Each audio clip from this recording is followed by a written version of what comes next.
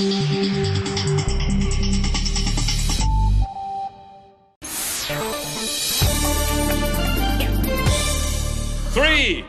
two, one, go!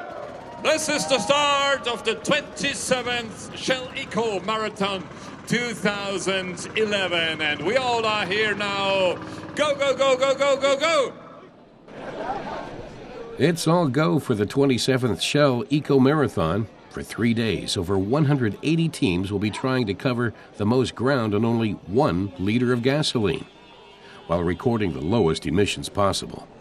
3,000 high school and college students from 26 European and African countries are taking part, and they've been preparing their energy-efficient vehicles for over a year.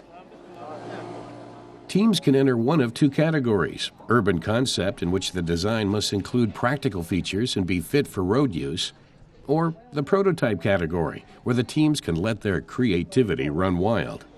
Alongside a classic internal combustion engine, the teams can also power their vehicles with solar energy, a fuel cell, or batteries. In the first Shell Eco-Marathon in 1985, all of the entrants were powered by gasoline. This year, half of the teams will use alternative energy sources. But for everyone, fuel efficiency remains the top goal.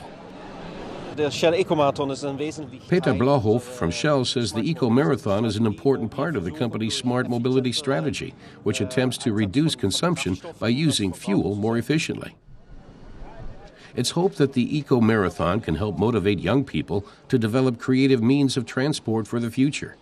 During the test runs, the teams are busy fine-tuning their vehicles to get every last bit of efficiency from them. Patrick says the goal is to drive 8 laps and try to consume as little as possible. He's doing similar to last year. He says he can drive exactly 7 laps and then freewheel the last stretch before coming to a stop 200 to 300 meters away from the finish line. The problem, he says, is that the vehicle is still consuming a little too much energy. It can make all the difference if half a bar of air pressure is released from the tires or if a wheel bearing is replaced. Little details like that.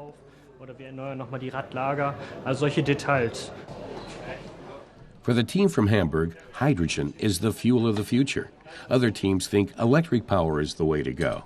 And for the first time, the Eco-Marathon has its own category for electrically powered vehicles.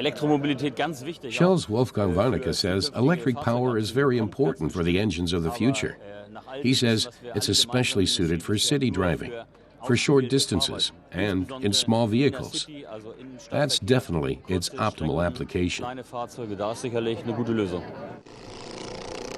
Now it's time to see whether the hard work of the past year will pay off for the teams. They'll all be trying to beat the record from last year: 4,896 kilometers on just 1 liter of fuel. The 25 German teams managed to win several prizes in the various categories. For many, it wasn't the first time they've competed, and they were able to draw on their experience from previous years. The University of Offenburg drove its electrically powered vehicle to 2nd place. Sabine says that everything finally went according to plan after last year when things went well, but not so well. This time, her team has 2 vehicles in the race. In the solar category, the Philipp Matthäus Hahn School from Balingen in southwest Germany also finished in 2nd place. Its driver Stephanie says everything has gone well so far, and the team's first test run was a complete success. The team was in 1st place, but then the fan belt gave her some problems. She hopes to solve the problem and then put in a good 2nd test run. The event's organizers are impressed with the variety of the entrants.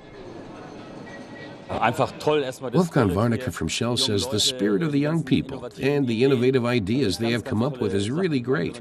When you look at the vehicles, their lightweight construction, the aerodynamics, you also have to make sure it's practical too.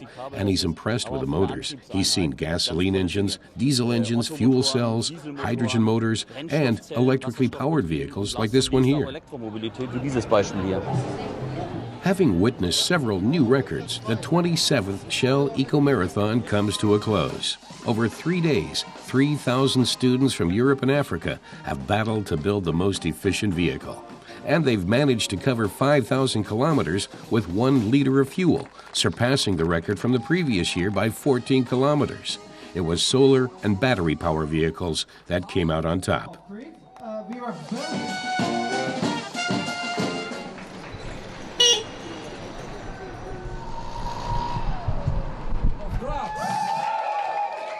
The teams have a lot of work ahead of them to get their vehicles ready for next year's competition. Then the 28th Shell Eco-Marathon will be coming to Rotterdam in the Netherlands.